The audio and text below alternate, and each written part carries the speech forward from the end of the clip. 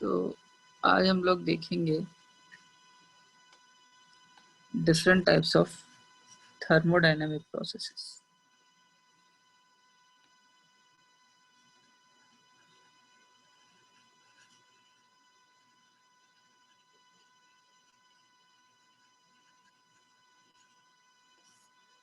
Thermodynamic processes क्या होती हैं, कभी सुनिए? इसका मतलब है हाँ सुने। सुने हैं? क्या सुने हैं?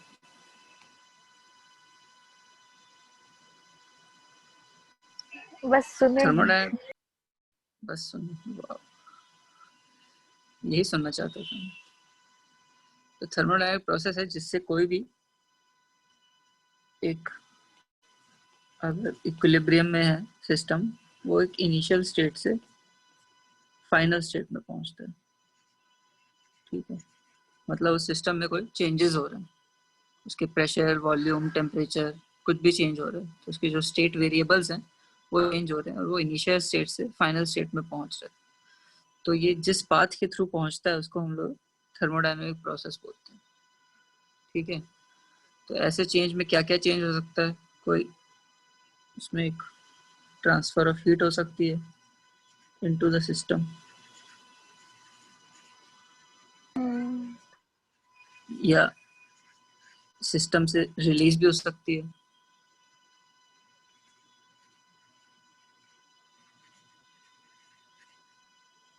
और क्या हो सकता है? Work can be done by the system.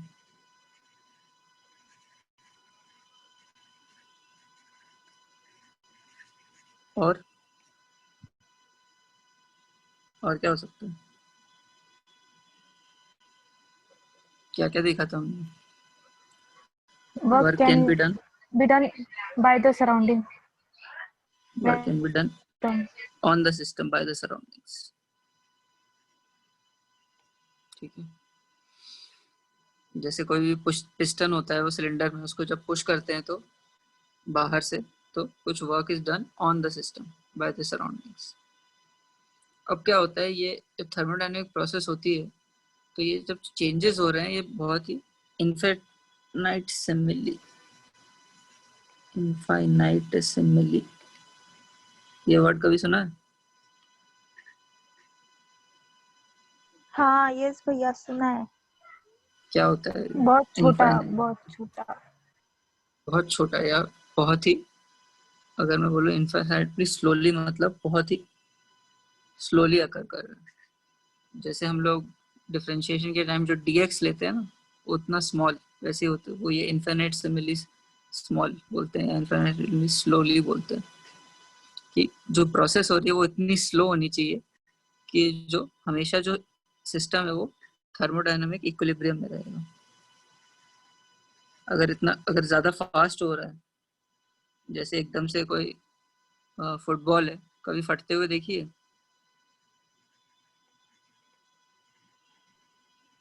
हाँ भैया। तो वो इनफाइनाइटेसिमली स्लो नहीं होती, वो एकदम से हो जाती है, सडन एक्सप्लोजन हो जाता है। तो उसमें थर्मोडायनामिक इक्विलिब्रियम मेंटेन नहीं होता। तो जिन प्रोसेसेस में इतनी स्लोली हो रही है कि वो हर पॉइंट पे थर्मोडायनामिक इक्विलिब्रियम में, ऐसी प्रोसेसेस को हम लोग देखेंगे। ठीक है, और ऐसे सिस्टम्स को हम लोग क्या बोलेंगे?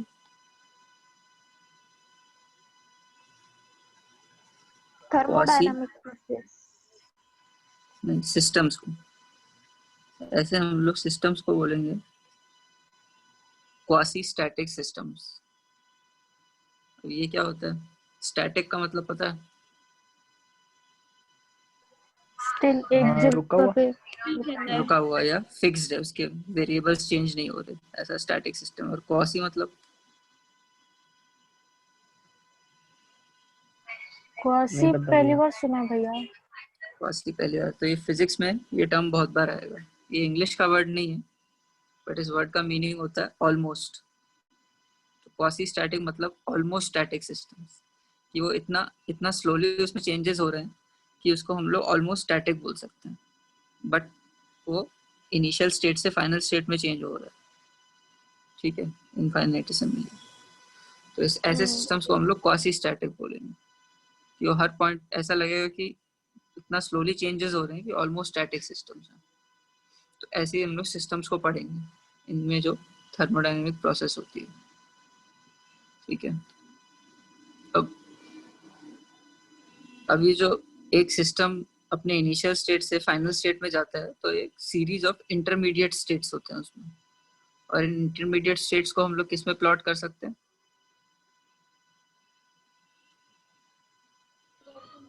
ग्राफ में।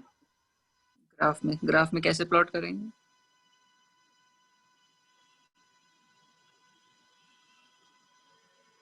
एक्स और वाई एक्सिस में क्या होगा? पीवी डायग्राम करता है ना। तो हम लोग पीवी डायग्राम के थ्रू इसको प्रोसेस को हम लोग एक्सप्लेन कर सकते हैं या डिस्प्ले कर सकते हैं, ठीक है, या स्टडी कर सकते हैं। तो अब हम लोग देखेंगे work done during a thermodynamic process. ठीक है, समझ लो। अगेन हम लोग अपने वो बेसिक ग्राफ पे आते हैं, बेसिक पीवी डायग्राम है। ये मेरा प्रेशर, ये मेरा इनिशियल पॉइंट है। ठीक है,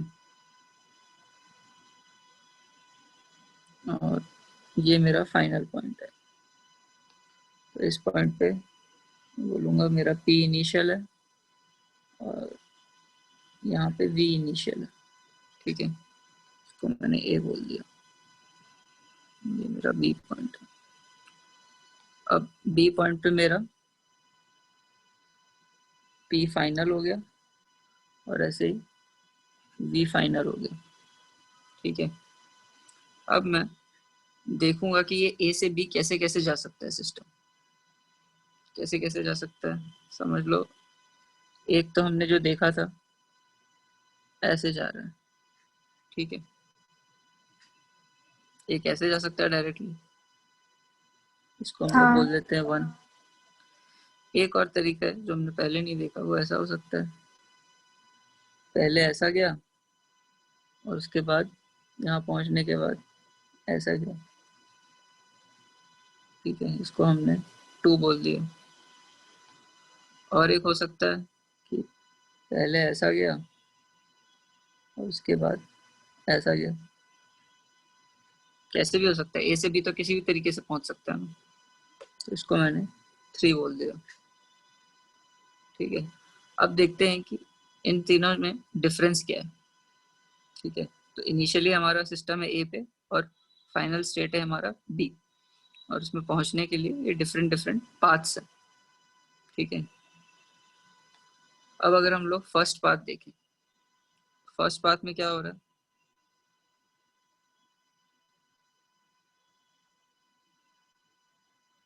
फर्स्ट पाथ अगर देखें, फिर से मैं डायग्राम बनाऊँ, ये मेरा ए, ये मेरा बी, और ये ऐसे जा रहा है।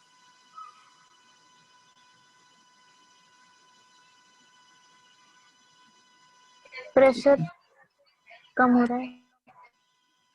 प्रेशर मेरा कम होता जा रहा है और वॉल्यूम मेरा बढ़ता जा रहा है।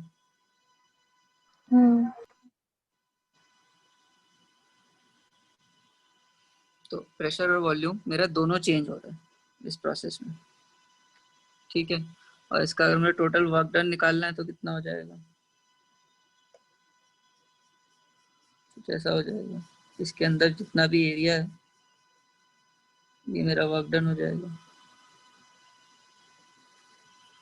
ठीक है ना, तो इस पाथ में अगर मैं देखूं तो प्रेशर और वॉल्यूम बहुत चेंज हो रहे हैं एक ही साथ। अगर सेकंड प्रोसेस में देखूं तो क्या होता है, अब देखते हैं।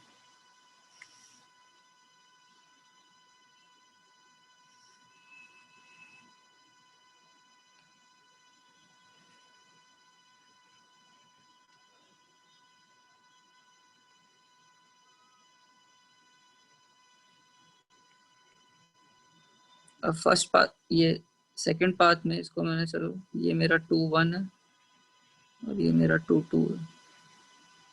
ठीक है, तो जब ए से, तो मतलब ये पॉइंट मेरा सी है, जब ए से सी जा रहा है तो क्या क्या चेंज हो रहा है?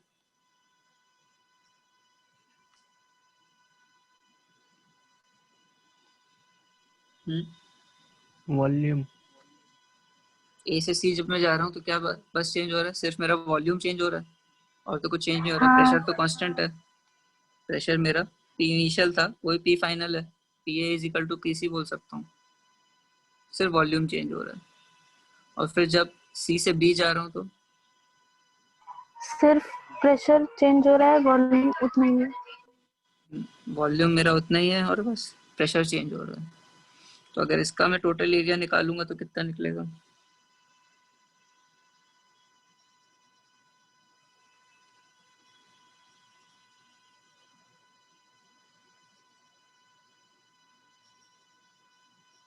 कैसा निकलेगा इतना?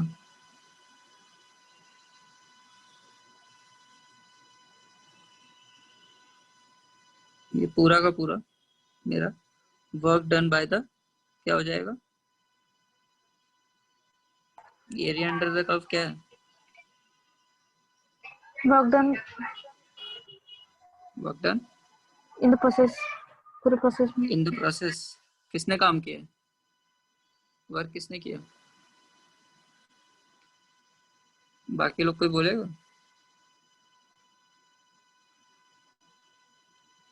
वर्क किसने किया? श्रद्धा, ये एरिया अंडर द कर्व क्या बता रहा है? Area under the curve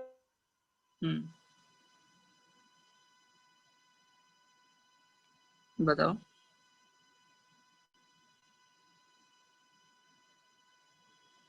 area under the curve क्या बता रहा है? म्यूट से हटना पड़ेगा। हाँ भैया, ये हाँ भैया, ये सिस्टम पे हो रहा है कि सिस्टम कर रहा है? पहले सुना ही नहीं। सुना ही नहीं। Work done by work done by the system. तो एरिया अंडर द कर्व हमेशा work done by the system हो रहा है। और पॉजिटिव हो रहा है कि नेगेटिव हो रहा है वो कैसे पता चलेगा?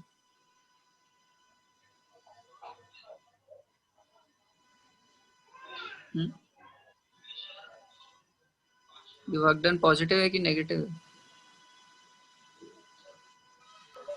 ये एक्स एक्सिस की वजह से पॉजिटिव है कि नेगेटिव है? पॉजिटिव है। पॉजिटिव है, क्यों? क्योंकि वॉल्यूम इंक्रीज कर वॉल्यूम रहा है इंक्रीज हो रहा है। या एक्स के पॉजिटिव डायरेक्शन में हो रहा है। ठीक है। और सी से बी में क्या हो रहा है?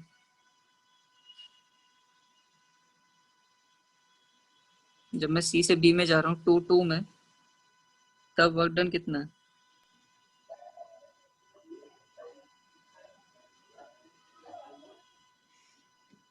ठीक है श्रद्धा, सोचो तुम, तब तक हम लोग थर्ड क्वेश्चन कर रहे हैं। अब थर्ड में क्या हो रहा है? थर्ड प्रोसेस देखूं अगर मैं, तो मेरा यहाँ ए पॉइंट से पहले जा रहा है नीचे, फिर जा रहा है राइट। ठीक है, यहाँ पे अगेन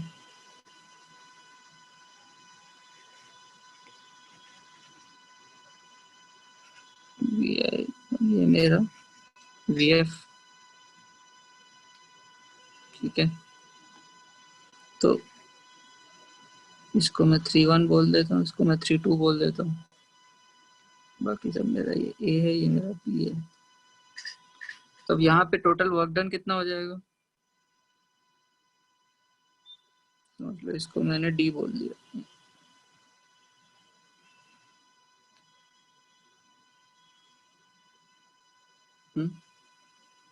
ज्योति, यहाँ पे वर्क डन कितना होगा? कौन सा एरिया होगा या कौन सा रेक्टेंगल या क्या, कौन सा रीजन?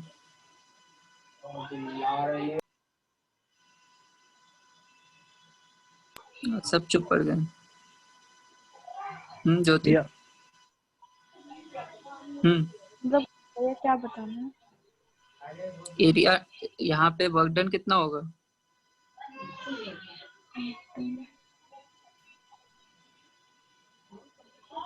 कुछ एरिया अंडर द कर्व होता है वर्क डन। हाँ, यहाँ पे तो यहाँ पे एरिया अंडर द कर्व क्या है? कौन सा रीजन? भैया जो डीबी वाला है, ईडी। हाँ और V और V1 और VF जो है ये वाला V एरिया जो है, हाँ ये मेरा एरिया अंडर द कर्व हो गया। तो इसमें टोटल वर्क डन इतना है, work done by the system. ये पॉजिटिव है कि नेगेटिव है? नेगेटिव ये पॉजिटिव ही है। नेगेटिव क्यों है? भैया पॉजिटिव एक्स, प्रेशर कम हो रहा है। प्रेशर कम हो रहा है तो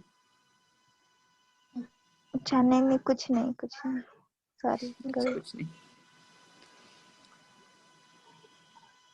तो अब इनमें देखोगे, यहाँ पे वर्क डन में डिफरेंस दिख रहा है? हाँ और हाँ बहुत डिफरेंस दिख रहा है। फर्स्ट केस किस किस फेज में सबसे ज्यादा है? सेकंड। किस? सेकेंड वाले सेकंड वाले में में सबसे ज्यादा वर्क डन हो रहा है। इसका मतलब क्या हुआ? अगर वर्क सबसे ज्यादा सेकंड पार्ट में हो रहा है या सेकंड प्रोसेस से हो रहा है, तो इंटरनल एनर्जी सबसे कम किस में होगी चेंज? सेकेंड वाले में ही। सेकंड वाले में, क्योंकि जितनी भी हम लोग हीट प्रोवाइड कर रहे हैं वो सारी की सारी या यूज हो मैक्सिमम रही है। वर्क में यूज हो रही है। तो इंटरनल एनर्जी चेंज सबसे कम होगा। और थर्ड प्रोसेस में क्या होगा? सबसे ज्यादा internal energy internal energy change होगी। सबसे ज्यादा इंटरनल एनर्जी, क्योंकि वर्क बहुत कम हो रहा है। ठीक है, हाँ भैया। तो ऐसे ही तो हमेशा पीवी डायग्राम से अगर तुम्हें वो दे दिया जाए प्रोसेस, तो तुम ये भी पता कर सकते हो कि किसमें ज़्यादा वर्क हो रहा है, इसमें कम वर्क हो रहा है, किसमें इंटरनल एनर्जी कैसे चेंज हो रही है। ठीक है, तो इनिशियल स्टेट से फाइनल स्टेट पहुंचने के बहुत सारे रास्ते हैं। ये तो हमने सिर्फ 3 रास्ते देखे, ऐसे बहुत सारे रास्ते हो सकते हैं। एक ऐसा रास्ता हो सकता है, एक ऐसा रास्ता हो सकता है, एक ऐसा रास्ता हो सकता है ना? ए से बी हाँ पहुंचने के बहुत कैसा भी सारे करो रास्ते हैं, बन सकता। जैसे भी बन सकता है। बट सब में डिफरेंट वर्क डन होगा, डिफरेंट इंटरनल एनर्जी चेंज होगा। ठीक है, तो और भी ऐसे, लेकिन सब पॉजिटिव ही होगा। वो डिपेंड करता है। हो सकता है कि प्रेशर, तुम एक ऐसा पाथ भी बना सकता हूँ मैं, ये ए है, ये बी है।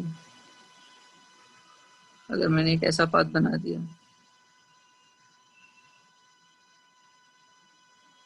अब इसमें क्या होगा?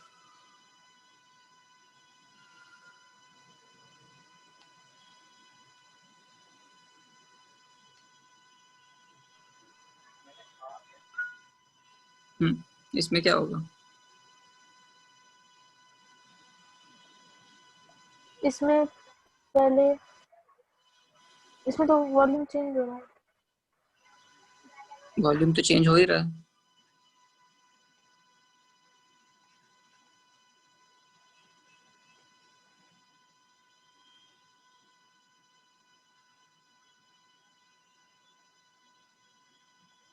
ये कॉम्प्लिकेटेड हो जाएगा, क्योंकि इसमें इनिशियल जो ये वाला पार्ट है, जो यहाँ से यहाँ जा रहा हूँ, वहाँ पे क्या हो रहा है? ये जो एरिया है, कम ये यहाँ पे ये मेरा नेगेटिव एरिया है, यहाँ पे नेगेटिव वर्क डन हो रहा है। लेकिन जब यहाँ से फिर इस पॉइंट से यहाँ जो जा रहा हूँ, यहाँ पे मेरा पॉजिटिव वर्क डन हो रहा है। तो अब तुम्हें इसका सब्ट्रैक्ट करके देखना पड़ेगा कि कौन सा ज्यादा है। कुछ भी हो सकता है, ठीक है ना? तो जरूरी नहीं है हमेशा वर्क डन पॉजिटिव ही हो, वो डिपेंड करेगा पाथ ऑफ द प्रोसेस में। बट नॉर्मली तो अगर भैया देख रहे हो कि वॉल्यूम इनिशियल से, वॉल्यूम फाइनल नॉर्मली इनिशियल से ज्यादा है, तो यूजुअल मोस्ट केसेस में वर्क डन पॉजिटिव ही हो रहा होगा। ठीक है, नॉर्मली हम लोग केसेस एनकाउंटर करेंगे, अगर volume initial final is greater than volume initial, तो usually work done will be positive. ठीक है, ये भैया वो एरिया को हाँ नेगेटिव भैया। कैसे बोल दिया, मतलब क्यों बोला? क्योंकि यहाँ पे ये जो मूवमेंट हो रहा है प्रोसेस का, ये क्या हो रहा है? नेगेटिव एक्स डायरेक्शन है, इसका एक कंपोनेंट इस डायरेक्शन में है। अगर इस प्रोसेस का मैं देखूँ तो ये नेगेटिव हो रहा है, इसका ये वाला जो है, ये अगर मैं देखूँ, ये V इंटरमीडिएट अगर मैंने बोल दिया तो ये V फाइनल से, ये V इनिशियल से कम है, तो नेगेटिव हो रहा था। अगर प्रोसेस यहीं पे खत्म हो जाती, यहीं पे प्रोसेस खत्म हो जाती तो वर्क डन पूरा नेगेटिव हो जाता, है ना। हमने क्या देखा था पीवी डायग्राम में, अगर अगर ये समझ लो मेरा B से A जा रहा होता, फर्स्ट केस ही अगर मैं देखूं, तो अब मेरा यहाँ से जाने की बजाय ये उल्टा जा रहा है, B से A जा रहा है। मैंने 4 लिख दिया। अगर B से A जा रहा है तो क्या हो जाएगा, इसी पाथ के थ्रू उल्टा जा रहा है, बस B to A, ऐसे समझ लो।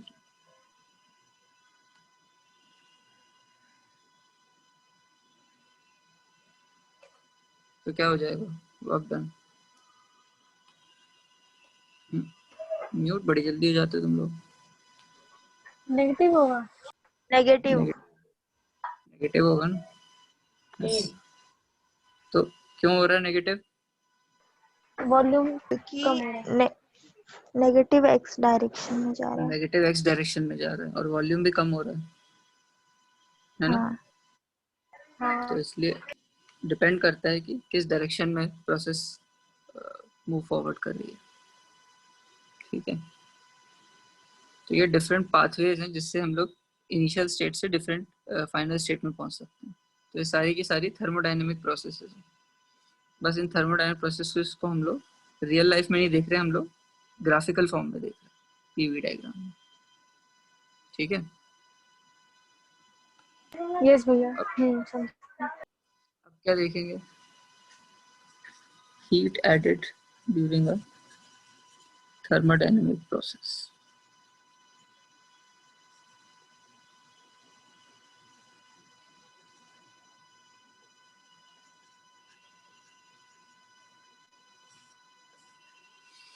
ठीक है, तो थर्मोडायनेमिक प्रोसेस को अगर हमें चालू करना है तो हम लोग क्या कर सकते हैं, हम लोग सिर्फ हीट ऐड कर सकते हैं सिस्टम में। अगर मेरा Q इज इक्वल टू कोई प्रोसेस को चालू करनी है तो मैं सिर्फ उसमें अगर हीट ऐड कर दूं तो कुछ ना कुछ थर्मोडायनेमिक प्रोसेस होगी, उसके स्टेट वेरिएबल्स चेंज होंगे, है ना। तो हीट ऐड करके हम लोग थर्मोडायनेमिक प्रोसेस चालू कर सकते हैं। कैसे कर सकते हैं समझ लो, ये मेरा एक अभी पिस्टन आ गया मेरे पास वापस, ये मेरा पिस्टन है, ये इसका इनिशियल स्टेट था, समझ लो इसका इनिशियल पैरामीटर्स थे Vi और टेम्परेचर था 300 केल्विन। और अब क्या हुआ, जब मैंने इसमें क्या किया, थोड़ा सा हीट प्रोवाइड कर दी इसको,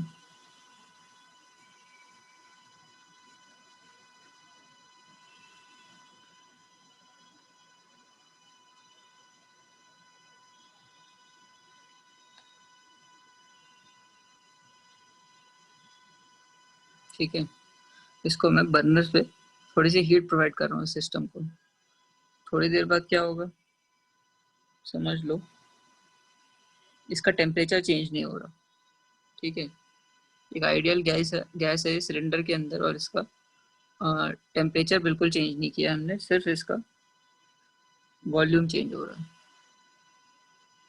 ठीक है। ओके, टेम्परेचर उतना ही है इसका, T is equal to 300 kelvin.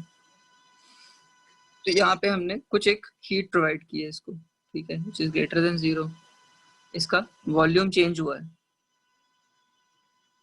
V final minus V initial is greater then 0। तो इसका मतलब क्या होगा, पॉजिटिव।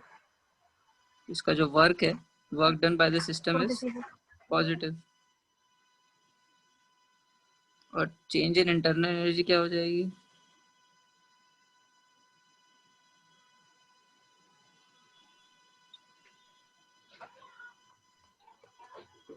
इंटरनल एनर्जी किस पे डिपेंड करती है, टेम्परेचर पे।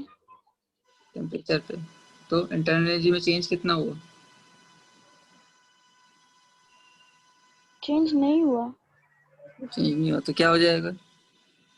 0 इक्वल टू 0। तो चेंज इन इंटरनल एनर्जी 0। यहाँ पे सिर्फ क्यू जरा है, तो जितनी की जितनी मैं क्यू दे रहा हूँ उतनी डब्ल्यू में कन्वर्ट हो रही है। तो मैं यहाँ पे अपना फॉर्मूला लगाऊं Q is equal to del U plus W, तो इस केस में क्या हो रहा है? ये 0 है, तो इसका क्या मतलब हुआ कि जितनी की जितनी मैंने हीट प्रोवाइड की उतना सारा का सारा वर्क हो गया, है ना? यस भैया। ठीक है, तो काफी एफिशिएंट हो गया, जितनी मैंने हीट की उतना उसने वर्क कर दिया।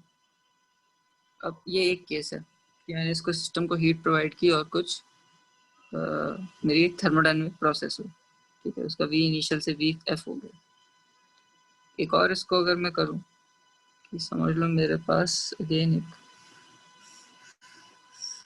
वैक्यूम सिलेंडर है और ये इसमें कुछ इंसुलेशन है ऊपर से।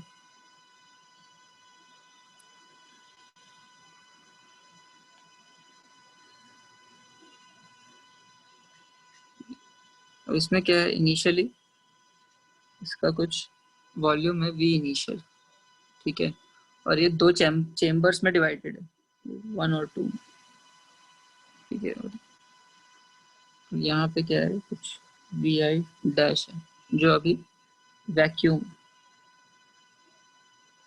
ठीक है, ये समझ में आ रहा है? एक एक बॉक्स है, एक चेम्बर है जिसको मैंने एक पतली सी फ्रेम से या थिन मेम्ब्रेन से डिवाइड कर रखा है, और उसका एक साइड का वॉल्यूम है वी इनिशियल और बाकी में वैक्यूम, ठीक है, और यहाँ पे मेरी गैस भरी हुई है, ठीक है, इसके अंदर मेरी गैस है। अब क्या हुआ, ये एकदम से ये जो बैरियर था ये टूट गया, ठीक है, तो क्या होगा, मेरा इनिशियल स्टेट था, मेरा फाइनल गैस स्टेट कैसा वैक्यूम हो? में फैल जाएगा। गैस एकदम से वैक्यूम में फैल जाएगी। गैस वैक्यूम में फैलेगी तो क्या होगा, ये मेरा यहाँ पे अब वी एफ हो जाएगा V I plus V I dash, तो पूरी की पूरी गैस हर जगह भर जाएगी, हाँ। ठीक है। अब इस प्रोसेस में अगर मैं स्टेट वेरिएबल्स देखूं तो क्या क्या हो रहे हैं चेंज? वॉल्यूम चेंज हुआ। वॉल्यूम चेंज हुआ, प्रेशर भी चेंज हो रहा है। टू वी एफ, डेंसिटी भी चेंज हुआ। क्या चेंज हुआ? डेंसिटी। प्रेशर। डेंसिटी चेंज हो गई। यस।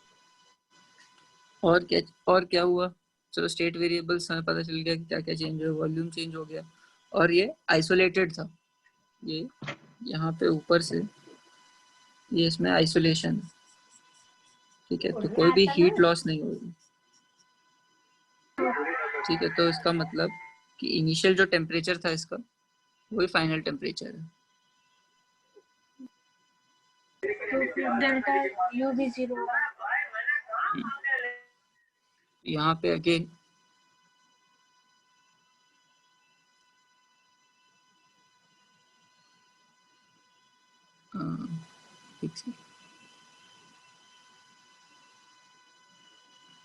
तो इसमें अगर कोई टेम्परेचर भी चेंज नहीं हो रहा तो मेरा डेल टी 0 हो गया। तो अगर मेरा डेल टी 0 है, मैंने कुछ उसको हीट भी प्रोवाइड नहीं की और उसका वॉल्यूम चेंज हो रहा है, तो अब यहाँ पे अगर मैं इक्वेशन देखूं Q is equal to del U plus W, तो इसमें क्या क्या हो रहा है?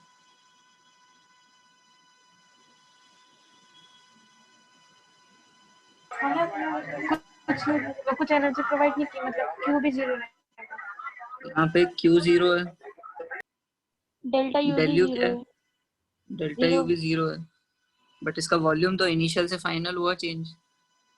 हाँ। तो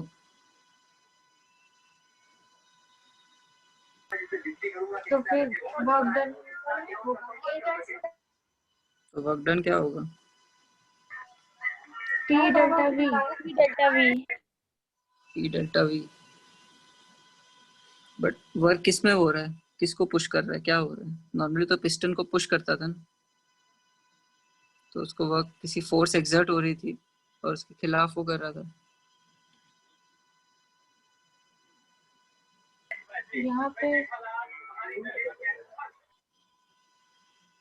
यहाँ पे क्या होगा कि वर्क डन भी 0 होगा।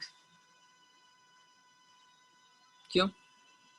क्योंकि वर्क किसी चीज को, किसी को पुश करने में या किसी फोर्स में, फोर्स इनटू डिस्टेंस होता है। तो नॉर्मली हम लोग कोई पिस्टन को लगाया था अगर गैस के, तो वो गैस को पिस्टन पे फोर्स लगा के उसको कुछ डिस्टेंस मूव कर रही थी। बट यहाँ पे तो कुछ मूव ही नहीं कर रहा किसी चीज को, बस एक्सपैंड कर रही है। तो इसको हम लोग बोलते हैं फ्री एक्सपेंशन ऑफ गैस। ठीक है, इसे बोलते हैं फ्री एक्सपेंशन ऑफ गैस। तो ऐसी गैस जब डिफ्यूज होती है या ज्यादा वॉल्यूम ऑक्यूपाई करती है, नॉर्मली इसमें कोई टेम्परेचर चेंज नहीं आता, कोई हम लोग हीट तो प्रोवाइड कर नहीं रहे, और इसलिए उसका वर्क भी 0 होता है, क्योंकि वो किसी चीज को पुश तो कर नहीं रही ना, बेसिकली कुछ वर्क नहीं कर रही। वर्क करने के लिए तुम्हें कोई फोर्स और किसी चीज को मूव करना पड़ेगा कुछ डिस्टेंस में, तो यहाँ पे वो कुछ भी नहीं हो रहा है। तो ये दो केसेस में अगर देखो, इनिशियल और फाइनल स्टेट दोनों का सेम है ना। इस केस में भी उतना ही है, उसका वॉल्यूम इनिशियल से वॉल्यूम फाइनल जा रहा है और उसका टेम्परेचर कांस्टेंट है, तो उसका प्रेशर भी कांस्टेंट रहेगा। तो प्रेशर भी दोनों केसेस में सेम रहेगा। बट यहाँ पे हम लोग बिना हीट प्रोवाइड करे वो उस फाइनल स्टेट में पहुंच रहे हैं। और इसमें हीट प्रोवाइड करते हैं।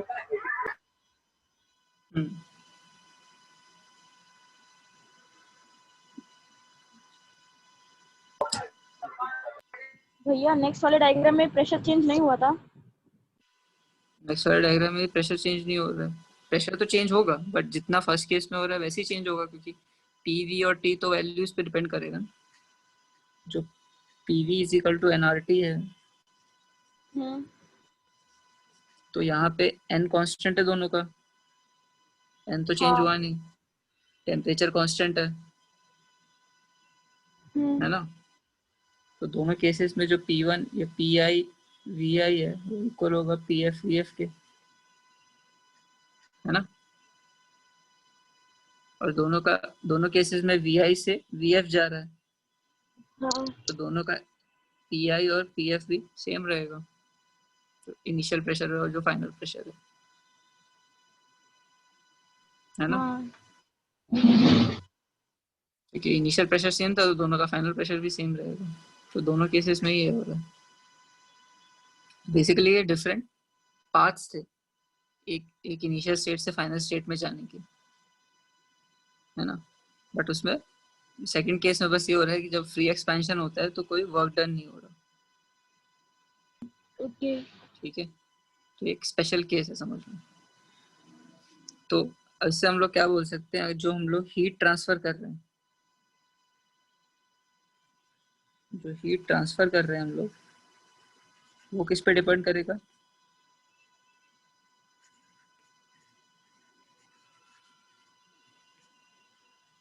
also depends on the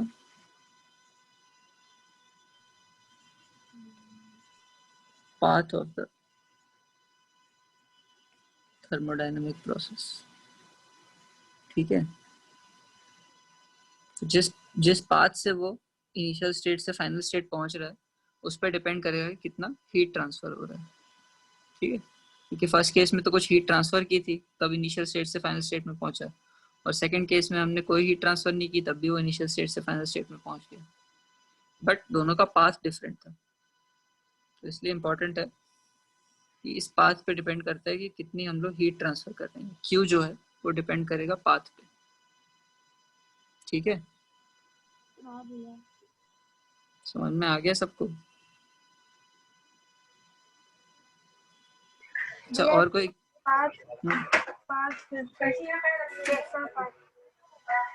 हाँ क्या?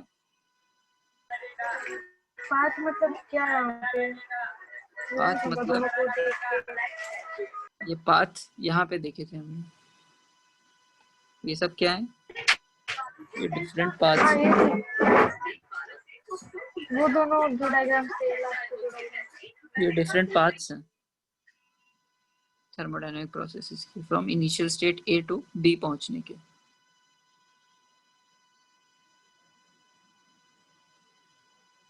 तो उन दोनों केस में भी अब सब केसेस में डिपेंड करेगा, क्यू डब्ल्यू सब चेंज हो रहा है क्योंकि डब्ल्यू चेंज हो रहा है ना। तो उस पर डिपेंड करेगा कि क्यू कितना चेंज हो रहा है, डेल्यू कितना चेंज हो रहा है, सब चीज़ें चेंज होंगी। तो ऐसे ही इसमें भी ये लिखा है कि जब हीट ट्रांसफर करेगी वो भी डिपेंड करेगा कि थर्मोडायनामिक प्रोसेस का पाथ क्या है, और पाथ मतलब पीवी डायग्राम में पीवी कर्व कैसी है। ठीक है, पाथ को अगर सिंप्लीफाई बोलूँगा तो पाथ ऐसे तो बोल सकते हो कि कैसे वो एक स्टेट से दूसरे स्टेट में पहुंच रहा है, या उस पाथ को हम लोग बोल सकते हैं कर्व या पीवी कर्व। ठीक है, तो पीवी डायग्राम में जिस कर्व को वो जो फॉलो कर रही है प्रोसेस, वो हमारा पाथ हो गया। ठीक है, अब वो समझ में आया। चलो अब थोड़ा इसको डिटेल में समझेंगे तो क्लैरिटी आ जाएगी। अब डिफरेंट प्रोसेसेस को हम लोग क्लासिफाई कर सकते हैं।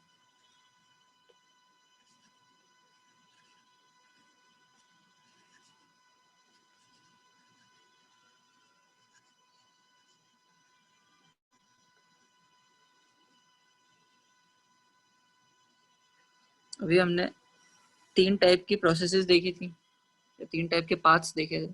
अब उनको थोड़ा हम लोग और डिटेल में देखेंगे।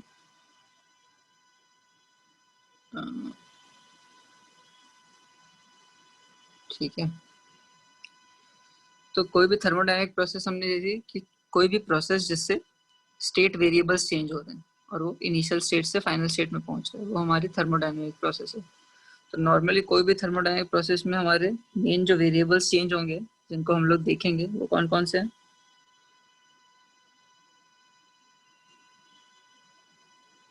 स्टेट वेरिएबल्स में से मेन प्रेशर, वॉल्यूम और कौन सा मेन वेरिएबल, और टेम्परेचर। ठीक है, क्योंकि हमारी आइडियल गैस की इक्वेशन जो है वो भी इन पे डिपेंड करती है ना। अगर नंबर ऑफ मोल्स कांस्टेंट है तो कौन से मेन वेरिएबल्स हैं, पी, वी और टी। ठीक है, तो इसका वेरिएशन देख के हम लोग डिफरेंट थर्मोडायनामिक प्रोसेसेस को क्लासिफाई कर सकते हैं। तो नॉर्मली कोई प्रोसेस को पढ़ने के लिए आइडियल केसेस में हम लोग क्या करते हैं, इन तीनों में से किसी एक को कांस्टेंट रख देते हैं और बाकी दोनों को चेंज करते हैं सिंप्लीफाई करने के लिए। नॉर्मली तो तीनों चेंज होंगी एक साथ, कोई भी प्रोसेस में, कोई भी रियल प्रोसेस होगी तो तीनों ही चेंज होगा। बट हम लोग क्या करते हैं, थोड़ा सा इनको सिंप्लीफाई करने के लिए एक को कांस्टेंट रखते हैं और बाकी दोनों को चेंज करते हैं, और उसी के बेसिस पे हम लोग क्लासिफाई करते हैं। ठीक है, तो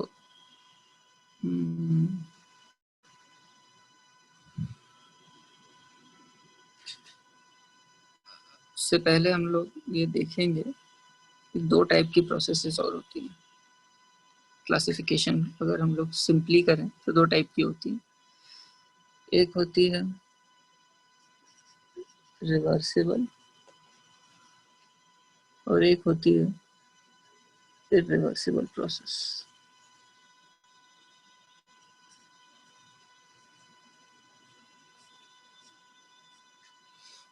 रिवर्सिबल का मतलब क्या होता है? जो प्रोसेस दोनों तरफ से हो सकता है। जो प्रोसेस दोनों तरफ से हो सकते हैं मतलब अगर मेरा जैसे कोई प्रोसेस है, ये ए पॉइंट पे था और ये बी पॉइंट पे थी फाइनल स्टेट, तो अगर मेरी प्रोसेस ऐसे जा सकती है तो बी से ए भी जा सकता है। बी से बी जा सकती है तो बी से ए भी जा सकती है। ठीक है, और एक्चुअली और एग्जैक्टली इसी पाथ को फॉलो करके, ठीक है। ए से बी जा रही है तो बी से ए जा रही है।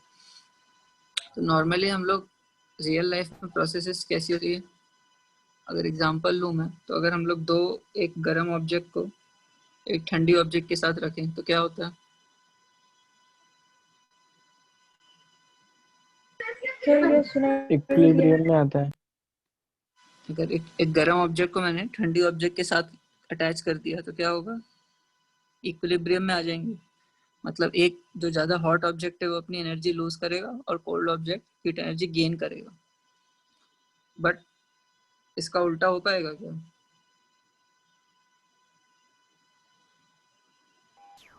नहीं हो पाएगा। इसका मतलब क्या हुआ? एक ऐसी टाइप की प्रोसेस है, इरिवर्सिबल इरिवर्सिबल प्रोसेस है।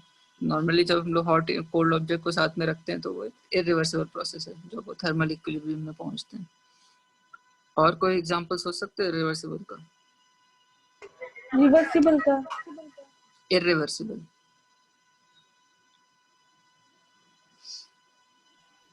भैया फुटबॉल रिवर्सिबल में छेद प्रोसेस, कर देंगे तो हवा निकल। फुटबॉल में छेद कर देंगे तो हवा निकल जाएगी। अब उसमें अगर मैं हवा वापस भर पाएगी अपने आप कभी?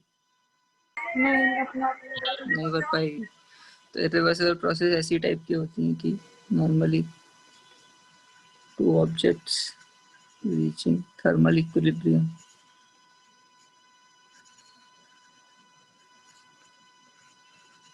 या पंक्चरिंग अ बलून और फुटबॉल, है ना। या एक प्रोसेस और हो सकती है कि तुमने कैंडल को बर्न कर दिया,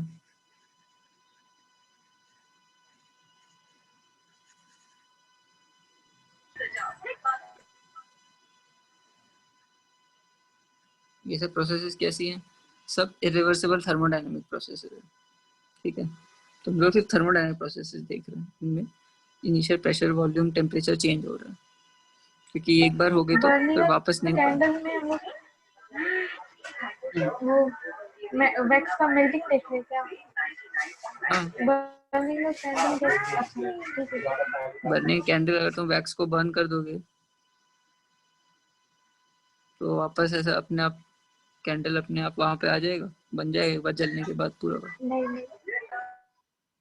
नहीं क्योंकि वो डिफरेंट स्टेट्स में भी कन्वर्ट हो गया तो वापस नहीं बन पाएगा कभी। अब रिवर्सिबल प्रोसेसेस क्या हो सकती हैं? मैंने अगर किया तो वापस हो जाए।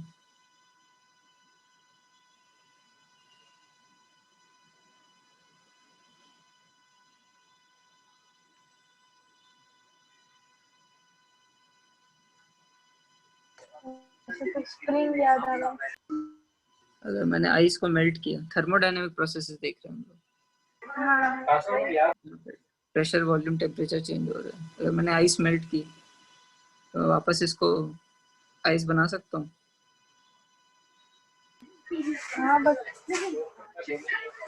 हाँ बट वैसे कंडीशन रखने पड़ेंगे ना, खुद थोड़ी ना हो जाएगा। हाँ तो खुद नहीं होगा, खुद होने के नहीं, वैसी कंडीशंस ही बनानी पड़ेंगी।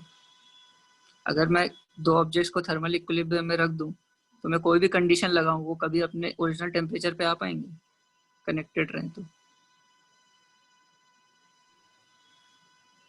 कभी नहीं हो पाएगा, चाहे मैं कोई भी कंडीशन लगा दूं। नहीं बट मेल्टिंग ऑफ आइस में अगर मैं उसको हीट प्रोवाइड कर रहा हूँ, बाद में मैंने कुछ इनिशियली मैं उसको क्यू दे रहा हूँ मेल्टिंग ऑफ आइस में, अब मैंने क्या किया, क्यू कम कर दिया या फिर जो हीट में एक्सट्रैक्ट कर रहा हूँ तो आइस जो वाटर बना था वो वापस आइस बन जाएगा, हाँ है ना। क्योंकि थर्मोडायनेमिक प्रोसेस में हम लोग हीट तो दे ही रहे हैं, हीट का एक्सचेंज तो हो ही रहा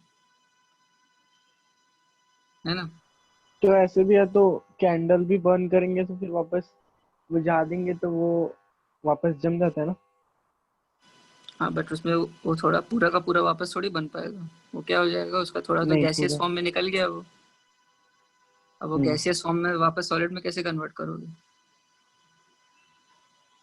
वैक्स पूरी की पूरी बस थोड़ी मेल्ट थोड़ी हो जाती है, कुछ तो बर्न भी होता है ना फ्यूल की तरह। हाँ वरना मेल्ट होती तो वो पूरे की पूरे नीचे आ जाती ना, वापस सब लोग मेल्ट करके वापस कैंडल बना लेते, क्योंकि वो फ्यूल की तरह यूज हो गया थोड़ी सी वैक्स, तो वो वापस कैसे लाओगे। बट आइस को अगर मैं मेल्ट करूँ तो वाटर में कन्वर्ट होगा, और वापस ठंडा कर दूँ तो वापस वो हो जाएगा। भैया तो आप ऐसे एग्जांपल रिवर्सिबल प्रोसेस का। ऐसे कंडेंसेशन ऑफ स्टीम भी बोल सकते हो। रिवर्सिबल प्रोसेसेस नॉर्मली बहुत कम होती हैं। मोस्ट जो प्रोसेसेस होती है थर्मोडायनामिक प्रोसेसेस वो इरिवर्सिबल होती है, जो तुम रियल लाइफ में देखोगे। रिवर्सिबल प्रोसेस का मतलब है कि वही सिर्फ ये नहीं है कि वो इनिशियल स्टेट से वापस फाइनल स्टेट में आ जाए और फाइनल स्टेट से वापस इनिशियल स्टेट में आ जाए, बल्कि ये भी इम्पोर्टेंट है कि वो उसी पाथ के थ्रू आए। ये पाथ भी इम्पोर्टेंट है। तो रिवर्सिबल प्रोसेस हम लोग तब बोलते हैं जब वो इसी पाथ के थ्रू वापस बच सके। ठीक है। ओके। और नंबर ऑफ पार्टिकल्स सेम इसलिए। क्योंकि अब अगर क्या होगा कि समझ लो मैं इस एक दूसरे स्टेट से इसको इस तरफ पहुंचना चाह रहा हूँ, ठीक है, इस स्टेट से उस स्टेट में पहुंचना चाह रहा हूँ, बट क्या होगा कि कुछ ना कुछ लॉस हो जाएगा, कुछ एनर्जी का डिफरेंट रहेगा। क्यों डिफरेंट रहेगा? वर्क डन डिफरेंट रहेगा, ठीक है। तो ये कभी भी पूरा का पूरा रिवर्सिबल नहीं हो पाएगा।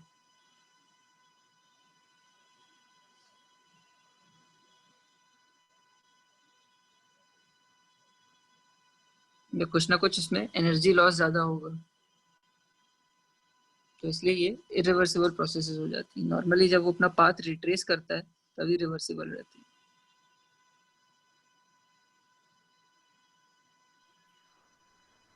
ठीक है। ठीक है, तो अगर ये मैं रिट्रेस कर भी रहा हूँ तो ये मेरा क्या होगा, ये मेरा इरिवर्सिबल प्रोसेस हो जाएगी।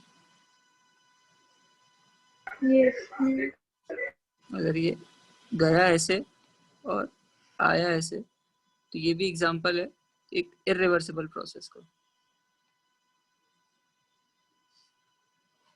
ठीक है, तो इसको हम लोग ये एग्जैक्ट जो पाथ है ये रिट्रेस नहीं कर सकते इसका। ठीक है, कुछ ना कुछ एनर्जी लॉस हो जाएगा। या फिर समझ लो कि जब तुम अपने हैंड रब करते हो,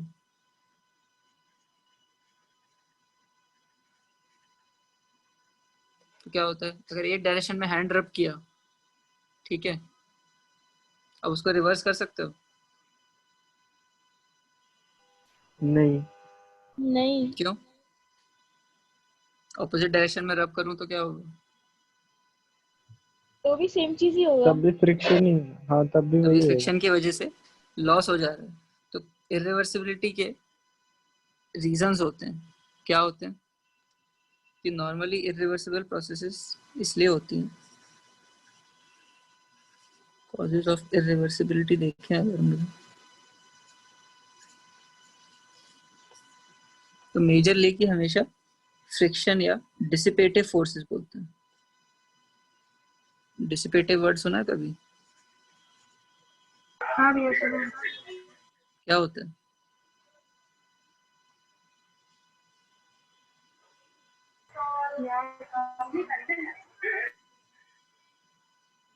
फ्रिक्शन भी हो सकता है, विस्कोसिटी भी हो सकता है।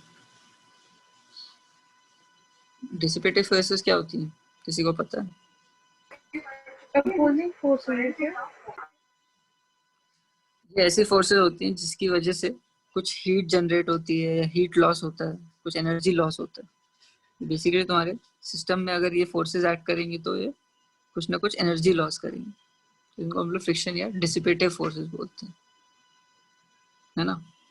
तो ये डिसिपेटिव फोर्सेस नॉर्मली हर समय प्रेजेंट होती हैं। जब तुम गाड़ी चला रहे हो तो हवा का विस्कोसिटी लगती है तुम्हें।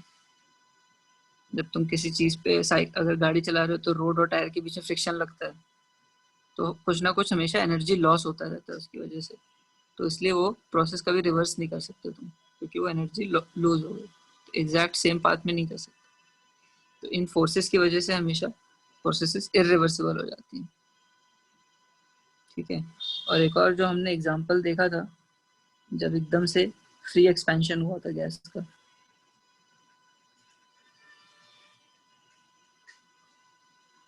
या फिर एक कुछ एक्सप्लोसिव रिएक्शन हुआ, समझ लो, explosive chemical reaction.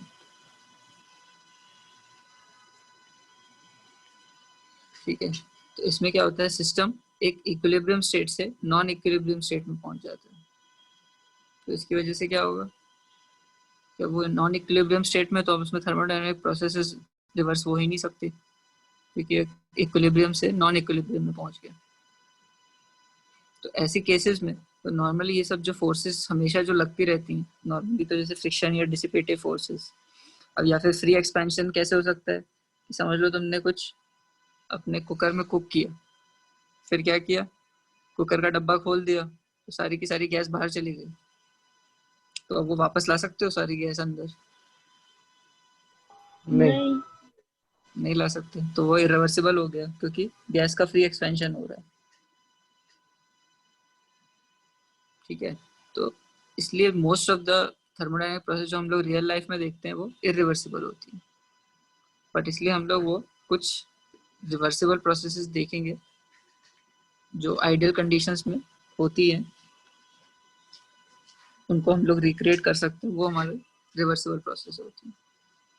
Normally laboratory में या कोई कंट्रोल कंडीशंस में हम लोग रिवर्सिबल प्रोसेसेस देख सकते हैं, but most of the processes irreversible होती हैं।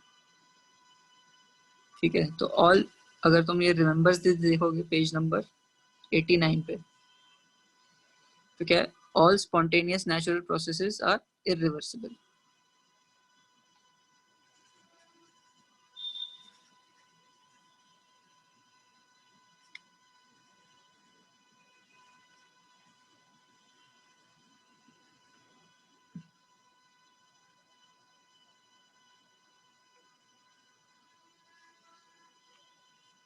ठीक है, क्योंकि हीट हमेशा हायर टेम्परेचर से लोअर टेम्परेचर फ्लो करेगी, बट कभी उल्टा फ्लो नहीं करेगी।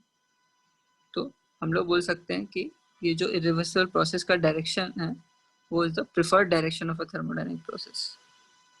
मतलब अगर थर्मोडायनामिक प्रोसेस का प्रिफर्ड डायरेक्शन में देखूं,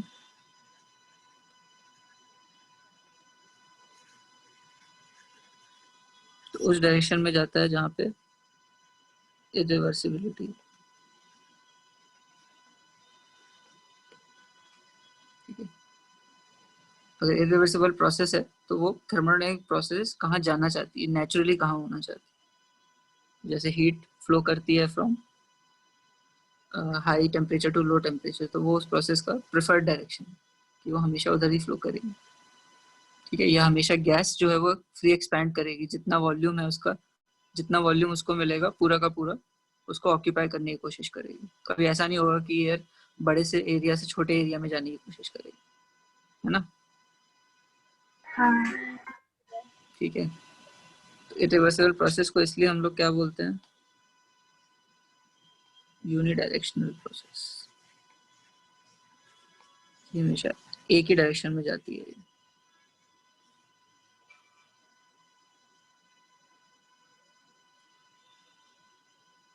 ठीक है, काफी कुछ हो गया, कुछ समझ में आ रहा है?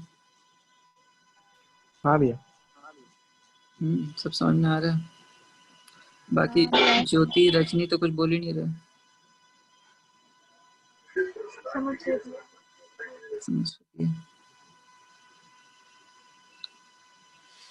तो अब क्या करना है, कुछ क्वेश्चन करना है या और पढ़ना है?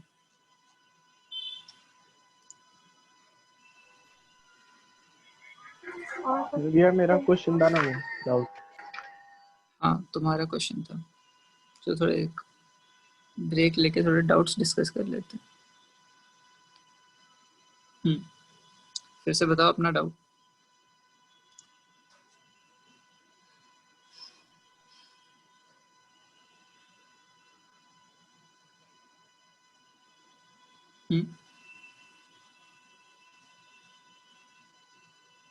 सुधांशु,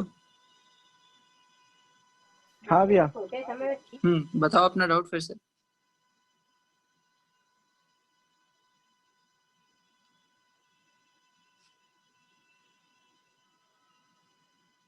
अनम्यूट ही रहो।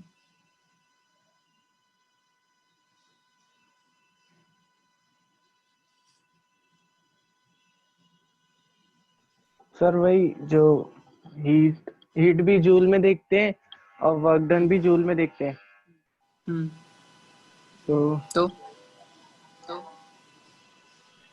हमने तो ये पढ़ा है कि हीट और वर्क जो होता है वो इंटरचेंजेबल ही होता है ना, कि वर्क को मैं हीट में कन्वर्ट हाँ कर सकता हूँ और हीट को वर्क में कन्वर्ट कर सकता हूँ। ये तो हमारा बेसिक प्रिंसिपल है ना, वरना तो फिर ये कन्वर्ट ही नहीं हो पाता। Q इज इक्वल टू हाँ डेल यू तो प्लस डब्ल्यू, ये वैलिड ही नहीं होता। कुछ सही। हम्म, तो क्वेश्चन में फिर आएगा तो कैसे हम लोग वो करेंगे कि ठीक हीट है, है या वर्क है, यहाँ पे बता रहे हैं। ठीक है। तो क्वेश्चन में नॉर्मली अगर तो हमने बुक्स में देखोगे तो हीट और वर्क को थोड़ा इंटरचेंजेबली यूज करेंगे। कभी कोई बोलेंगे कि मैंने इतनी हीट सप्लाई की, सिस्टम ने सराउंडिंग्स में हीट सप्लाई की, तो Q इज ग्रेटर देन 0 है। या फिर कभी बोलेंगे कि मतलब अगर ये मेरा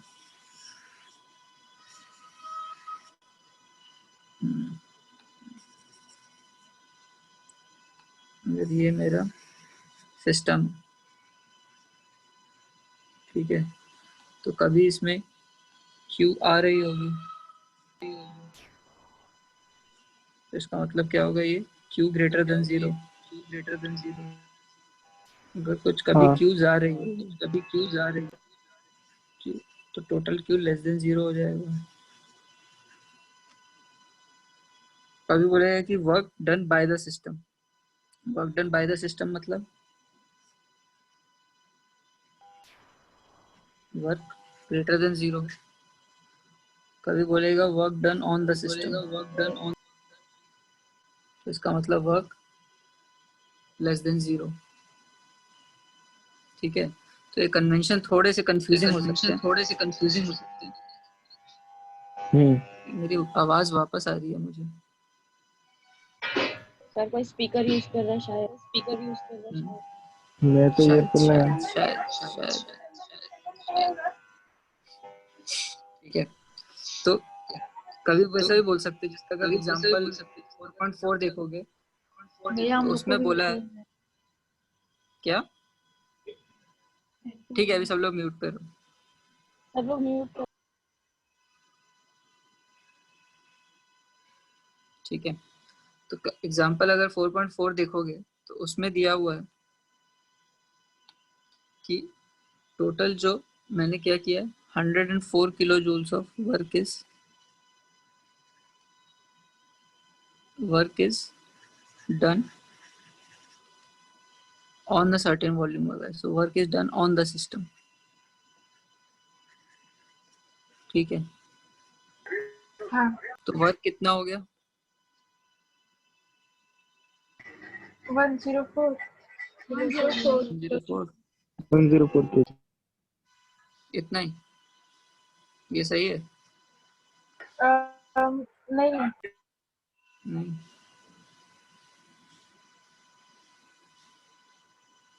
अगर मुझे इस इक्वेशन में डालना है तो यहाँ पे ये डाल दूं, नहीं नहीं नेगेटिव क्या होगा। डालूं? हाँ नेगेटिव होगा, नेगेटिव क्यों? क्योंकि ऑन द हमने अभी सिस्टम है देखा ना। कि वर्क डन अगर ऑन द सिस्टम है तो work will be less than 0, क्योंकि हम लोग हमेशा वर्क में हम लोग देखेंगे कि सिस्टम वर्क करेगा तभी पॉजिटिव होगा, क्योंकि हम लोग मान रहे हैं कि हम लोग कुछ हीट प्रोवाइड कर रहे हैं, उसकी वजह से सिस्टम कुछ वर्क कर रहा है।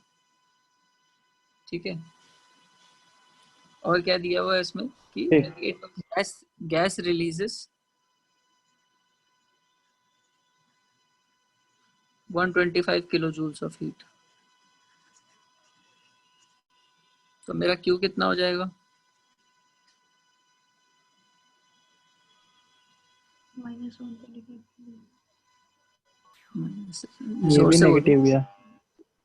ये भी नेगेटिव हो जाएगा, क्योंकि गैस रिलीज कर रही है, गैस को हीट मिल नहीं रही है, तो हमेशा जब गैस को हीट मिलेगी, सिस्टम को हीट मिलेगी, तो हम उसे पॉजिटिव लेंगे, और जब भी सिस्टम वर्क करेगा तो उसको पॉजिटिव लेंगे।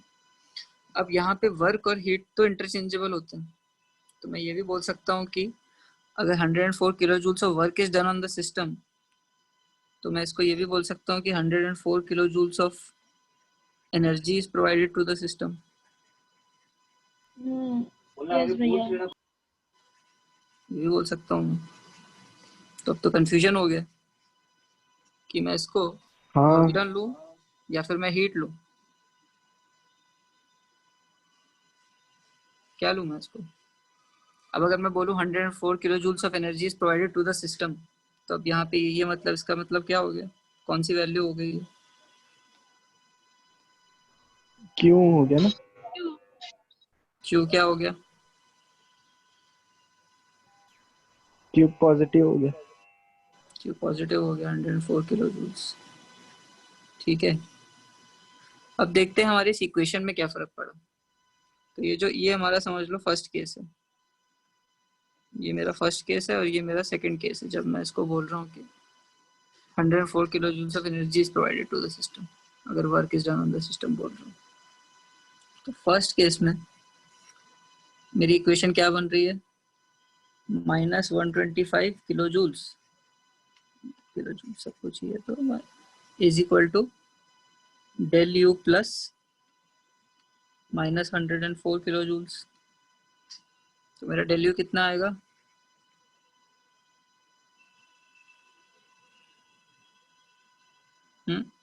डेल यू कितना आएगा? 21 भैया। 21। -21। ठीक है, अभी यहाँ पे हमारा मॉड नहीं निकाल रहे हम लोग, डेल यू ही निकाल रहे हैं।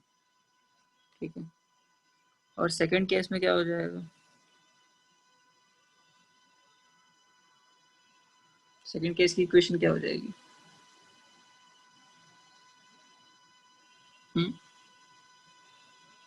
कोई बताएगा? क्या मैं नहीं भैया बताऊंगा। वापस? सेकंड केस में मैंने बोला, सेकंड केस में क्या है, क्यू की value 104 kilo joule. 104 is equal to del U plus W. ये लिख दो, ये सही है?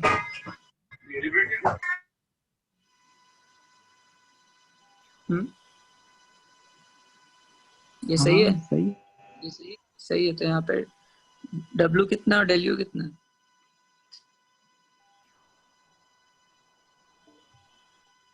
हम्म, डेल यू और डब्ल्यू कैसे निकालूंगा?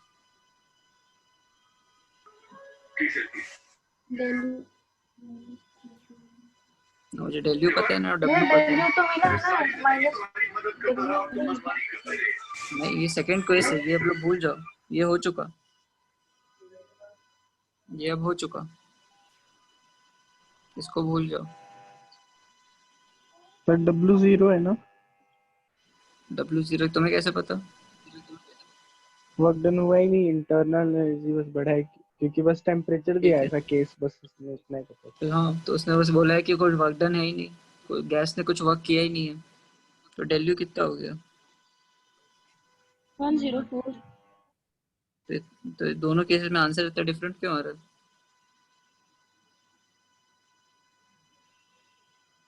क्योंकि वहां पे वर्क क्यों? डन हो रहा है, यहाँ पे हीट दे रहे। तो आंसर डिफरेंट हो जाएगा। ये सेकंड केस में ये कहाँ गया, जो गैस रिलीज कर रही थी 25 किलो जूल्स, ये कहाँ गया?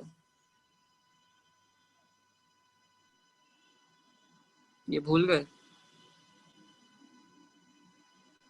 ये तो दोनों केसेस में हो रहा है ना, हाँ वो कहाँ रखूंगा मैं? वो कुछ इक्वेशन चेंज होगी अब? हाँ होगी। क्या होगा? हम्म,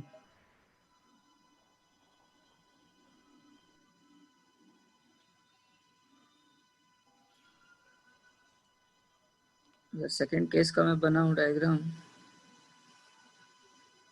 ये मेरा सिस्टम है। तो क्या हो रहा है इसमें अब, मैं दे रहा हूँ इसको कुछ क्यू दे रहा हूँ, हाँ और मैंने इसको Q1 बोल दिया।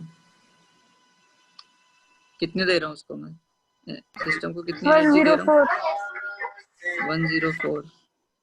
और फिर क्या हो रहा है किलो सिस्टम जूल। के साथ, और सिस्टम के फिर साथ क्या हो रहा है? गैस रिलीज हो रही है 125 किलो जूल। सिस्टम से एनर्जी जा रही है 125 किलो जूल्स। तो या क्यू मैं इसको -1। तो मैं इसको ऐसे लिख सकता हूँ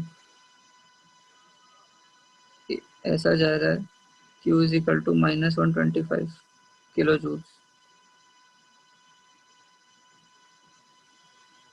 ठीक है, और मेरा वर्क डन कितना है? 0 है। तो अब इक्वेशन क्या हो जाएगी?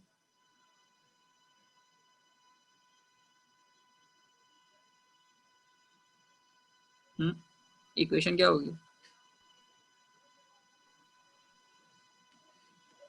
बताओ सुधांशु, अब इक्वेशन क्या बनेगी? तुम्हें सॉल्व करना है, तुम्हारा डाउट है, तुम खुद ही सॉल्व करोगे। हाँ।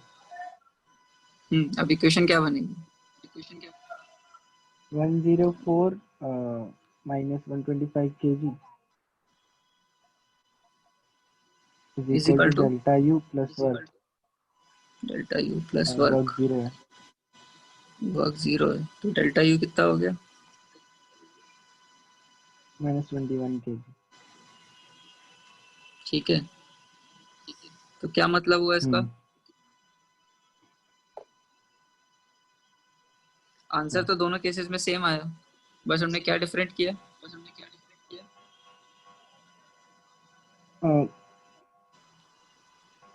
हमने क्या बोला, वर्क डन को मतलब वर्क डन को बस हीट बोल दिया हम लोग ने, ऐसा। हमने बस हीट वर्क डन को प्रोवाइडेड हीट बोल एनर्जी। दिया एक तरह से। हमने work done on the system की जगह हमने बोल दिया कि वो हीट या energy loss by the system बोल दिया। ठीक है, तो तुम कन्वेंशन कुछ भी ले लो, आंसर वही आएगा। बट नॉर्मली जब हम लोग क्वेश्चंस कर रहे हैं तो अब यहाँ पे क्योंकि W कुछ दिया नहीं हुआ है और कुछ वर्क, तो नॉर्मली कोई work is done on the system बोलेंगे, इसका मतलब यही है कि अगर तुम्हें हीट नहीं प्रोवाइडेड है, इससे हम लोग क्या समझेंगे कि अगर तुम्हें बोला है क्वेश्चन में कि work is done on the system, ये तुम्हें बताया हुआ है, और साथ में बोला है कि work is done by the system. अगर ये दोनों बताया हुआ है, ठीक है, अगर तुम्हें ये दोनों क्वांटिटीज दी हुई हैं, तो फिर मैं क्या लूंगा? इसको मैं क्या लूंगा? ये तो मेरा क्या है, work is done by the system को क्या लेता हूँ? क्यों भैया? Work done by the system Q. नहीं, वर्क डन, उसको वर्क डन लेंगे सिस्टम से जो हुआ। सिस्टम वर्क करता है, मेरा W हो जाएगा। हाँ भैया W। और जब यहाँ पे ये दिया है तो मैं इसको क्यू ले लूंगा। ठीक है, बट अगर मेरे पास work is done on the system नहीं दिया है, समझ लो। अब एक दूसरा केस अगर मैं लूं, मुझे बोला है कि energy release by the system,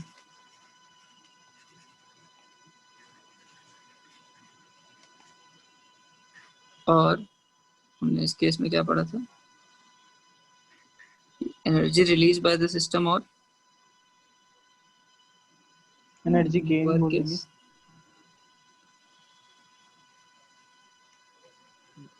is done on the system. अब मैं क्या लूंगा? First energy release by the system क्या होगी? Work. Energy release by system work हो गया। एनर्जी हाँ। रिलीज कभी भी वर्क नहीं होगी। एनर्जी या हीट एनर्जी जब भी मेंशन करेंगे तो क्या होगा? क्यों? जब भी एनर्जी की बात करेंगे तो क्या होगा? हीट होगी। क्यू हो जाएगा। एनर्जी रिलीज्ड या energy provided to the system हमेशा क्यू होगा, ठीक है, ओके वो कभी वर्क डन नहीं होगा। बट क्योंकि हमारा ये अब क्यू हो गया है, तो हम इसको वर्क ले लेंगे और नेगेटिव वर्क ले लेंगे, हाँ ठीक है। अच्छा तो मतलब सर तो इसमें तो इसका अगर मतलब एक ये है कि चाहे तुम कुछ भी ले लो, आंसर तुम्हारा सही आएगा। अगर तुमने सब कुछ सही लिया है, अब इसको मैं ले सकता हूँ, चाहे तो जैसे हमने सेकंड केस में क्या लिया था, इसको हमने Q ये Q लेस देन 0 था और ये वाला Q मेरा ग्रेटर देन 0 था, है ना, ये सेकंड केस में लिया था। बट बेटर क्या है कि मैं इसको डायरेक्टली ले लूँ वर्क लेस देन 0। क्यों? क्योंकि अब मेरे पास दोनों वेरिएबल्स आ गए, Q भी आ गया, W भी आ गया। तो अब मैं Q is equal to del U plus W डाल सकता हूँ, वरना फिर इंश्योर रहेगा कि work done by the system है कि नहीं है कि 0 है, कंफ्यूजन आ सकता है। तो बेसिकली ये डिपेंड करेगा कि क्वेश्चन में क्या दिया हुआ है। मेन थिंग ये है कि जो एनर्जी और वर्क है ये इंटरचेंजेबल होता है ना। हम लोग ये जो क्यू है ये हम लोग दो तरीके से प्रोवाइड कर सकते हैं, या तो हम लोग हीट एनर्जी प्रोवाइड कर सकते हैं, ठीक है, सिस्टम को हीट एनर्जी प्रोवाइड कर सकते हैं या खींच सकते हैं, या फिर हम सिस्टम पे वर्क भी कर सकते हैं।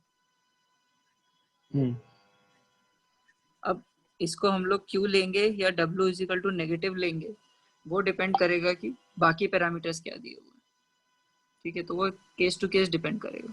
बट तुम चाहे अगर तुम्हें आंसर लाना है तो तुम कुछ भी लोगे उससे आंसर आ जाएगा। बट नॉर्मली जब टेस्ट में लिखोगे तो डिपेंड करेगा कि कौन तुम्हारा टेस्ट चेक कर रहा है, तो वो कन्वेंशन फॉलो करना पड़ेगा, ठीक है। तो उन लोग को जो आदत रहेगी कि अगर नॉर्मली एनर्जी और वर्क दिया हुआ है तो फिर हमेशा उसको जो एनर्जी है उसको क्यू ले लो, जो वर्क है उसको डब्ल्यू ले लो, ठीक है। और अगर दोनों वर्क दिया है तो एक को क्यू ले लो, एक को डब्ल्यू ले लो, जो भी डन बाय द सिस्टम होगा। तो हमेशा वर्क जो डन बाय द सिस्टम है वो हमेशा नेगेटिव होगा। नहीं, हमेशा पॉजिटिव होगा और वर्क वर्क ही रहेगा। जब भी मैं work is done by the system बोलूंगा तो वो हमेशा डब्ल्यू ही रहेगा और पॉजिटिव रहेगा, ठीक है। तो ये हमेशा जब भी work done by the system आए उसको आंख बंद करके W ग्रेटर देन 0 लिख दो, ठीक है। हमेशा ये work done by the system W ही रहेगा, कभी क्यों नहीं होगा। कंफ्यूजन तब आएगा जब work is done on the system होगा, इस केस में थोड़ा कंफ्यूजन आएगा। इस केस में तुम्हें देखना पड़ेगा कि फिर अब बाकी पैरामीटर्स क्या दिए। अगर work is done by the system दिया है तो वो W हो जाएगा, या फिर अगर एनर्जी रिलीज या energy given to the system होगा तो फिर वर्क डन को W लेना पड़ेगा, ठीक है। तो अगर तुम्हारे पास किसी दिया हुआ work is done on the system, तुम्हें किसी ने दिया हुआ है, तो पहले देखो कि बाकी पैरामीटर्स क्या दिए हुए हैं। अगर बाकी पैरामीटर एनर्जी में दिए हुए हैं तो फिर ये वर्क में ले लो, और बाकी पैरामीटर अगर वर्क दिया है तो फिर ये एनर्जी में आ जाएगा, ठीक है। तो ये थोड़ा सा एम्बिगुअस सा है, बट ये देखना कि अगर तुम सब कुछ सही कन्वेंशन लोगे तो आंसर कभी तुम्हारा गलत नहीं आएगा, ठीक है। तो कंफ्यूजन में भी उसमें हो सकता है बट आंसर तुम्हारा कभी गलत नहीं आएगा, अगर चाहे तुम उसको एनर्जी लो या वर्क लो। बट जो करेक्शन करेगा उसको समझने के लिए, इजी रखने के लिए ऐसा कर लेंगे, ठीक है, क्यू और डब्ल्यू दोनों आ जाए तो इक्वेशन इजीली सॉल्व कर सकते हैं। तो क्लियर रहेगा कि ये क्यू है ये डब्ल्यू है, ठीक है। तो ये अच्छा क्वेश्चन है काफी, क्योंकि ऐसे ऐसे क्वेश्चंस बहुत आएंगे जिसमें ये इंटरचेंज होता रहेगा, work done on the system. किसी क्वेश्चन में हो सकता है work done on the system हम लोग को क्या बोलते हैं वर्क लेना पड़े नेगेटिव में, और कभी हो सकता है कि एनर्जी लेना पड़े, ठीक है। ठीक है, तो गुड क्वेश्चन समझ, तुम्हारी वजह से दूसरे लोगों को भी समझ में आ गया।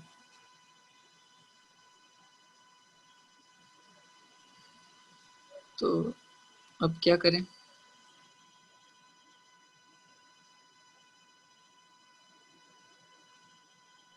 भैया जो स्टार्टिंग में बताया था ना वो दो तीन ग्राफ एक बार वापस बताओगे? स्टार्टिंग में बताए थे 2-3 ग्राफ, ये वाले।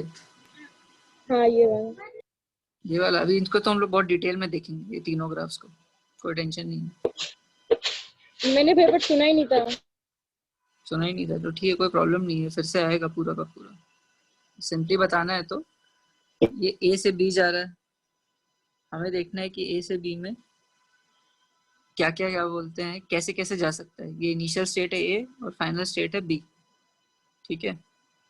हाँ तो मैं देख रहा हूँ कि कौन कौन से पाथ्स के थ्रू जा सकता है। पाथ्स मतलब क्या, कि कौन कौन सी प्रोसेसेस हो रही है थर्मोडायनेमिक्स में, पी और वी कैसे भी चेंज हो सकता है, ई वी टी तीनों हाँ कैसे कैसे अलग अलग तरीके से चेंज हो सकते हैं।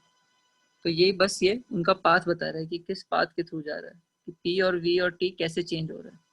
यहाँ पे हम लोग सिर्फ पी और वी देख रहे हैं क्योंकि हमने बोल दिया या आइसोथर्मल है या फिर कुछ टेम्परेचर को नहीं भी देख रहे हैं, अगर कांस्टेंट रख दिया है तो कैसे चेंज होगा।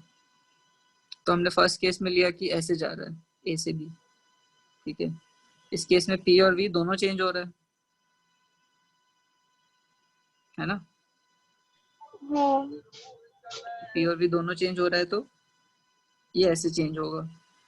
सेकंड केस में हमने देखा कि क्या हो रहा है, पहले वो राइट जा रहा है, इस डायरेक्शन में जा रहा है, तो क्या हो रहा है, क्या हो रहा है, क्या चेंज हो रहा है। प्रेशर कांस्टेंट है, वॉल्यूम प्रेशर चेंज हो रहा कांस्टेंट है, वॉल्यूम चेंज हो रहा है, और फिर जब नीचे जा रहा है तो प्रेशर है। चेंज हो वॉल्यूम रहा है और चेंज। वॉल्यूम वॉल्यूम कांस्टेंट है। और इसके अंदर जितना भी ये जो एरिया है ये क्या है, ये इसका क्या एरिया है? अंडर द कर्व है। एरिया अंडर द कर्व क्या होता है, work done. Area under the curve work done हो जाता है। तो इस केस में ये हाँ जितना भी एरिया अंडर द कर्व है ये work done in the thermo bye the system in the process है, ठीक है। और जो थर्ड ओके। केस में क्या हो रहा है, थर्ड केस में पहले क्या हो रहा है, पहले वॉल्यूम जब कांस्टेंट है, प्रेशर चेंज हो रहा है। वॉल्यूम कांस्टेंट है, प्रेशर चेंज हो रहा है, वो ए से डी पहुंचा, फिर क्या हो रहा है, हम्म। फिर प्रेशर कांस्टेंट है, वॉल्यूम चेंज हो रहा है, वॉल्यूम चेंज हो रहा है। ठीक है। इस केस में वर्क डन कितना है, इतना है, ये से क्योंकि जब वॉल्यूम फिर कांस्टेंट होगा तो वर्क डन कितना होगा, अगर वॉल्यूम कांस्टेंट है तो वर्क डन कितना होगा, जो चेंज इन प्रेशर है वही। चेंज इन प्रेशर है वही वर्क डन होगा। हाँ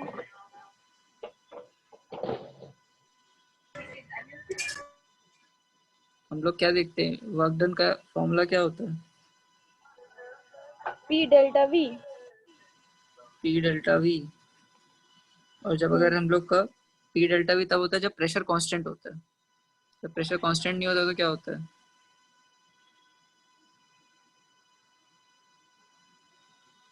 हम्म, तुम अनम्यूट ही रहो अभी। जब जब प्रेशर प्रेशर कांस्टेंट होता कांस्टेंट है नहीं होता तो क्या होता है, तो नहीं होता। हम्म, कुछ इंटीग्रेशन समझाया था, पी डी वी, हाँ वी क्या वी इनिशियल और इनिशियल फाइनल से। वी फाइनल हाँ। तक पी डी, हम्म। प्रेशर और वॉल्यूम में कुछ रिलेशन होगा। तो हम लोग अब जब यहाँ पे वी आई और वी एफ सेम है तो क्या हो जाएगा, वर्क डन कितना हो जाएगा,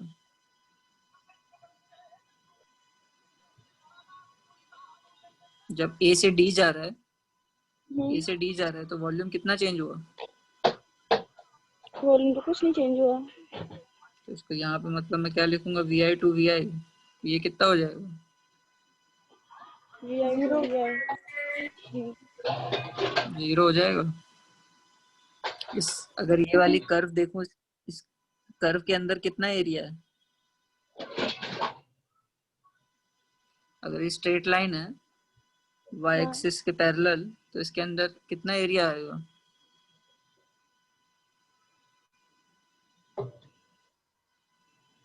हम्म, अगर ये ऐसी स्ट्रेट लाइन मैंने खींची है तो इसका हाँ। एरिया अंडर कर्व कितना होगा,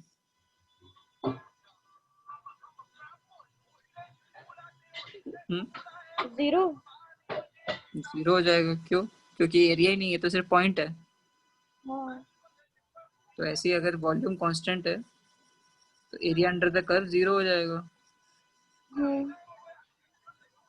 तो जब ए से डी जा रहा है तो वर्क कितना है? जीरो। तो कितना टोटल वर्क जो हो रहा है वो कब हो रहा है?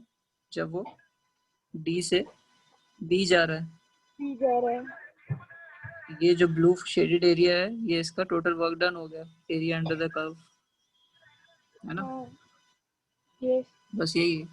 तो डिफरेंट पाथ से अगर जा रहा है तो डिफरेंट डिफरेंट वर्क हो रहा है, ये दिख रहा है ना, डिफरेंट एरिया अंडर द हाँ कर्व। तो बस ये दिखाना था कि जो टोटल वर्क डन है वो डिपेंड करता है कि किस पाथ से थर्मोडायनामिक प्रोसेस होती है। समझा भैया। समझा? हम्म। ठीक है, तो आज यहीं तक देखते हैं।